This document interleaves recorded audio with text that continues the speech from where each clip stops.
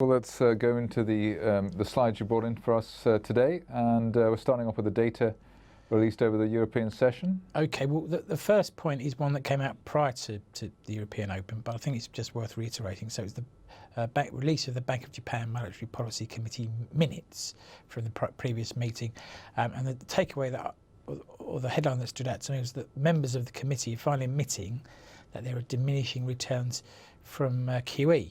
And we've been saying that for some time. So I wonder why, if we can spoil it all the way from over here, it's taken them this long to realise it on the ground in Japan. But I just leave that that comment to stand alone. Basically, it's saying that short-term interest rates, despite all their efforts, are edging higher, and that they're not seeing the economic benefits of stimulation of the economy, which basically isn't happening. So they've got something really to think about there.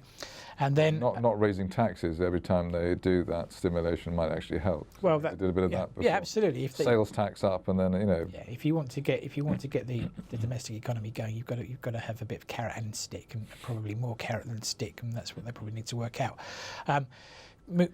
Moving across to Europe proper, then we had the trade balance for June from Switzerland came in at just over 3.578 billion Swiss francs versus a prior 3.433 billion francs. So the key thing here is that this figure's been picking up since Feb 15, and it's actually been improving on both sides. Both exports are up and imports are up. So yet the actual overall trade balance improves. So there's life in the Swiss economy yet, despite the problems with the strong franc. And so that sort of suggests that they didn't actually need to do that peg routine.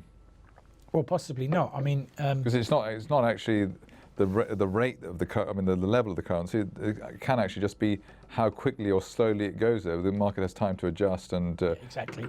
Yeah, and how does the underlying economy respond? And that probably are better off without it. Maybe they should never have had it in the first place, as you say.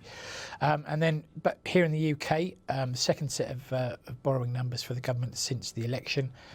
So this is the public sector net borrowing requirement for June, came in at £8.58 billion versus a forecast of 8.6, so moderately better than the forecast, but it was up from the prior read in May of 8.352 billion. So it's pretty on balance. George Osborne can probably tick a little box and smile on the back of that, but it is a bit higher than maybe we would have liked to have seen.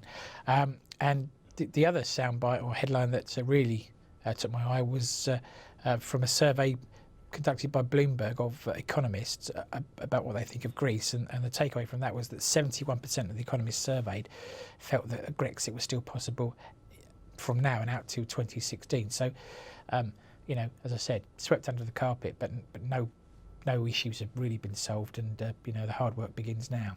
I would suggest that 71% of economists have got it wrong, but we can argue about that at a later date, probably when they get kicked out.